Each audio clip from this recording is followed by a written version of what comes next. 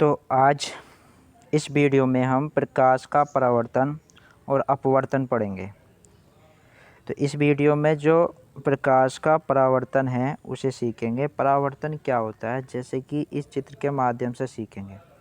इस चित्र के माध्यम से ये एक चिकना समतल पृष्ठ है। क्या है ये? एक चिकना समतल पृष्ठ है। इसका नाम दे दो जेड और जेड डैश। ओके, तो ये चिकना समतल पृष्ठ हो गया, जो हो गया जेड जेड डैश। इस पर कोई किरण आपतित हुई, कोई किरण क्या हुई? आपतित हुई, और परावर्तन के पश्चात उसी दिशा में क्या हो गई? वापस हो गई। कह सकते हैं कि वह अगर कोई किरण जब चिकने समतल पृष्ठ पर आकर गिरती है, वो परावर्तित होकर उसी माध्यम में वापस लौट जाती है। तो ऐसी घटना को या प्रकाश की इस घटना को प्रकाश का परावर्तन कहते हैं। तो परावर्तन हुआ, क्या हुआ? जब ये किरण आई, कौन सी? नाम दे देते हैं इसका ए ओ। मान लिया आने वाली जो किरण है ए ओ है, जो परावर्तित होकर ओ बी दिशा में चली जाती है। अब माध्यम, हमारा पहला माध्यम यही है, इसका नाम दिया वायु माध्यम। क्या माध्यम है? वायु। ठीक है, वायु माध्यम में ही वापस चली जाती है। अर्थात कह सकते हैं जब कोई प्रकाश किरण किसी चिकने समतल पृष्ठ से टकराने पर पुनः उसी माध्यम में वापस हो जाती है, तो ऐसे हो जाती है, तो प्रकाश की इस घटना को प्रकाश का परावर्तन कहते हैं। जैसे कि डेफिनेशन से बात करते हैं, जब एक प्रकाश किरण किसी माध्यम से चलकर एक परिसीमा को अलग अलग करने वाली सीमा पर, है ना, या पर आपतित होकर उसी माध्यम में वापस आ जाती है, तो इस घटना को प्रकाश का परावर्तन कहते हैं। ठीक है, तो हम क्या लिख सकते हैं? जब कोई प्रकाश किरण किसी माध्यम से चलकर या उस पर आपतित होकर उसी माध्यम में वापस आ जाती है, तो प्रकाश की इस घटना को प्रकाश का परावर्तन कहते हैं। ओके, तो यहाँ तक समझ में आया। और प्रकाश के परावर्तन के दो नियम हैं। कितने नियम है? दो नियम है। प्रकाश के परावर्तन के कितने नियम है हमारे? दो। तो अब तुम ये चित्र देख पा रहे होगे कि यह हमारा दर्पण है। क्या है? दर्पण। और ये दर्पण कैसा? अपारदर्शी। कैसा है? अपारदर्शी। जब हमारी प्रकाश किरण P से चलना प्रारंभ करी, और ये सपोज बिंदु क्या मान लो O, P से किस पर गिरी? O पर, यानी कि दर्पण के बिंदु O पर गिरी, और ये परावर्तित होकर O से किस दिशा में चली गई? O से OQ दिशा में चली गई। तो परावर्तित होकर किस दिशा में चली गई? OQ दिशा में चली गई। अब जो हमें ये दिख रही है, ये भुजा जो है, जो ये रेखा है, क्या नाम है इसका? NO। ये हमारा एक काल्पनिक क्या रेखा है, और इसे हमने क्या मान लिया? अभिलंब। क्या माना इसे? अभिलंब। अब तुम देखते होगे कि ये अभिलंब दो कोण बनाती है। तो पहला जो कोण है, जिसका नाम है PON, पहला कोण जो है PON, और इसमें तुम देख रहे होगे ये कोण जो बनया है वो I बनया है। ये वाला जो कोण है, ये कोण कितना बना? I। तो इसका नाम है PON। तो इस कोण का नाम जो दिया वो दिया आपतन कोण। कौन सा? आपतन कोण। तो आपतन कोण हमारा ये हो गया। अब उसके बाद दूसरा कोण जो बना हमारा, वो बना NOQ।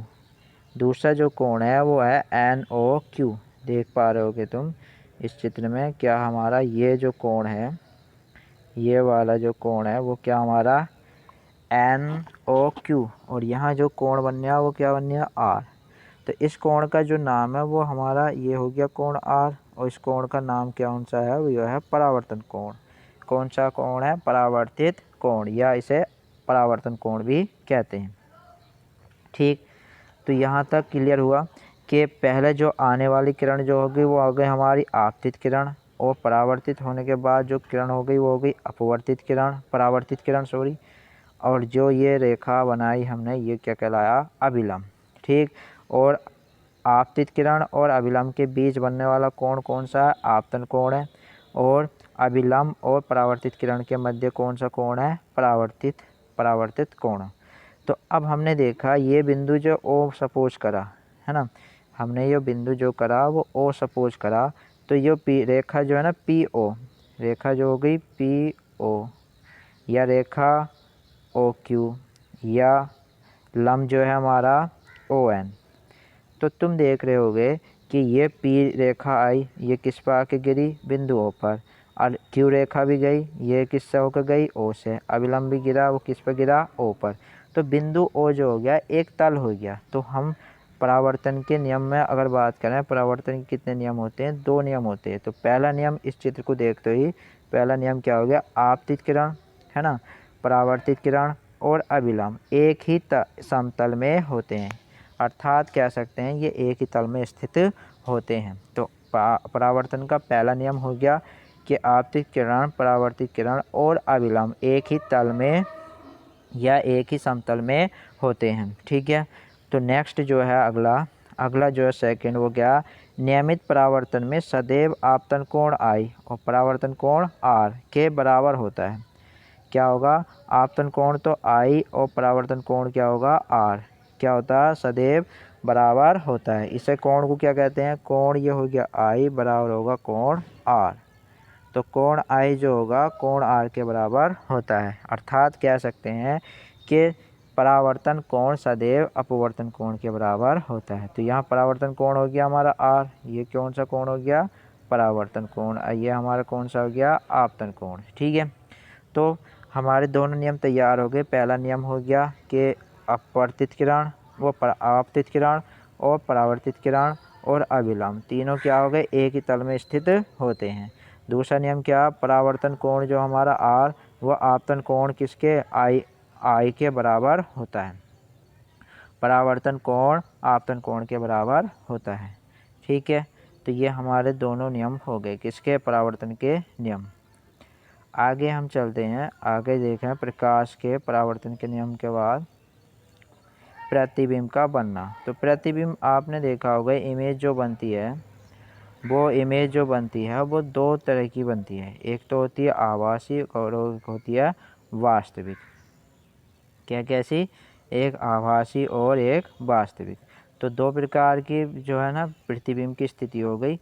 तो केवल ये याद रखना कि प्रतिबिंब कितने टाइप के होते हैं हमारे, 2 टाइप के। एक होता है वास्तविक प्रतिबिंब, कौन सा, वास्तविक प्रतिबिंब, और एक सेकंड होता है आभासी प्रतिबिंब, आभासी प्रतिबिंब। तो 2 टाइप के हमारे प्रतिबिंब हो गए।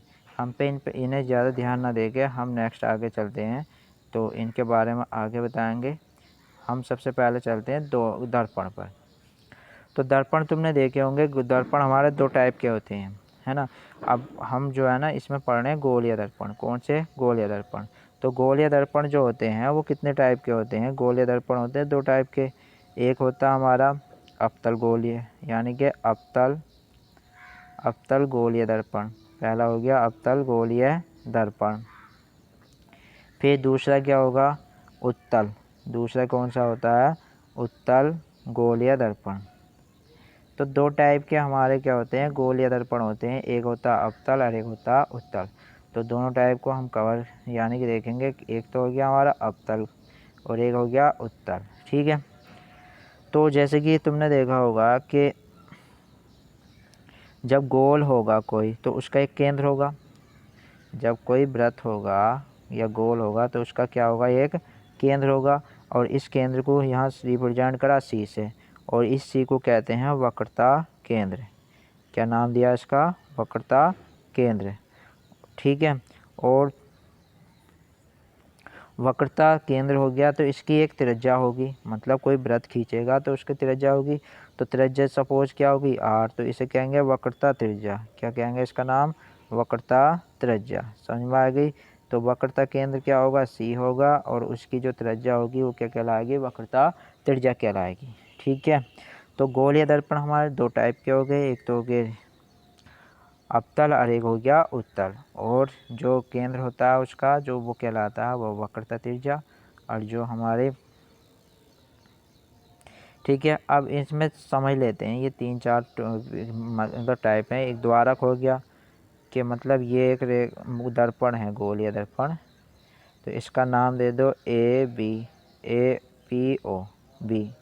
ये क्या हो गया, इसका द्वारक हो गया कि जो प्रकाश किरण है इसी में क्या करेगी, प्रवेश करेगी।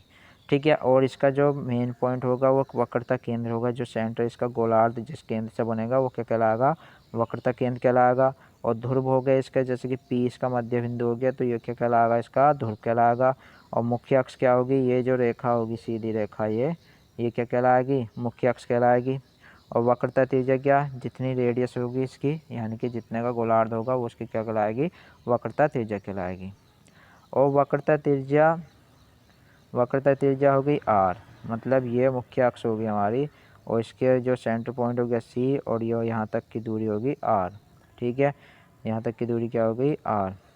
अब इसका मध्य बिंदु हमने मान लिया, ये मध्य बिंदु हो गया, इसे मान लिया O, ये पोल हो गया इसका ध्रुव। ठीक है, तो मध्य बिंदु जो होगा इसका क्या कहलाता है, मुख्य फोकस बिंदु कहलाता है। क्या कहलाता है, मुख्य फोकस बिंदु कहलाता है। और यहाँ तक की दूरी क्या कहलाती है, फोकस दूरी कहलाती है। ध्रुव से P से F तक की दूरी, P से F तक की दूरी क्या कहलाएगी, फोकस दूरी। तो फोकस दूरी हमारी F हो गई। तो इस तरह से फोकस दूरी भी समझ में आ गई और कोणीय फोकस तल भी हो गया। अब आगे चलते हैं हम दर्पणों के बारे में। ठीक है, अब सबसे एक मेन चीज़ यहाँ समझ लेते हैं कि जो दूरियां नापी जाती हैं, दूरी के बारे में बता दें। अगर जैसे कि मान लें दर्पण के सामने एक ही माध्यम है, अगर दर्पण के सामने जितनी भी दूरी नापोगे तो वो तो होंगी हमारी ऋणात्मक। कैसी होगी, ऋणात्मक। अगर विपरीत दिशा में नापोगे, ठीक है, तो वो सारी होंगी हमारी धनात्मक।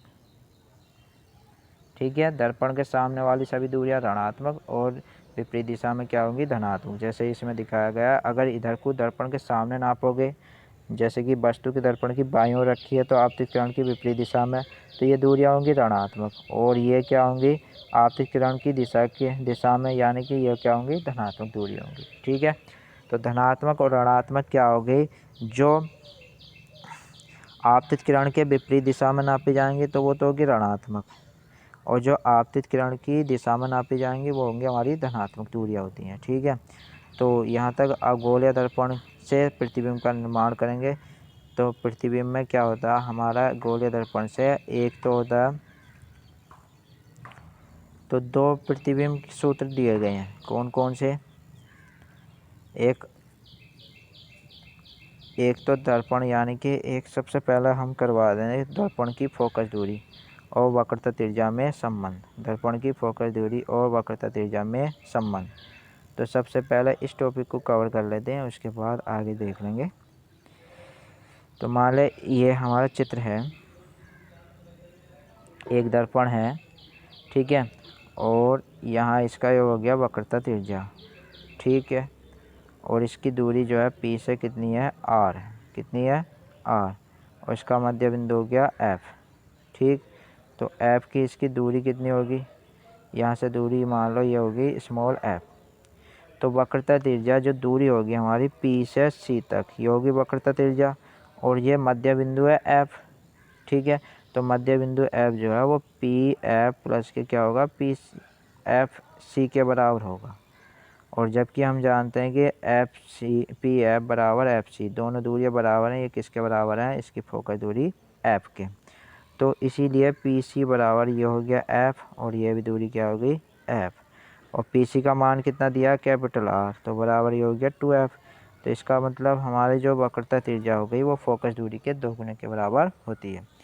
तो वक्रता त्रिज्या फोकस दूरी के 2 गुने के बराबर होती है। ये क्या हो गया, इसमें संबंध हो गया, किसमें, फोकस दूरी और वक्रता त्रिज्या में संबंध। ठीक, तो इस वीडियो में यहाँ तक ही। आज वीडियो समझ में आता है लाइक करें और नीचे कमेंट्स लिख के बताएं कि क्या अगला टॉपिक क्या समझना है। ओके, जब तक के लिए जय हिंद।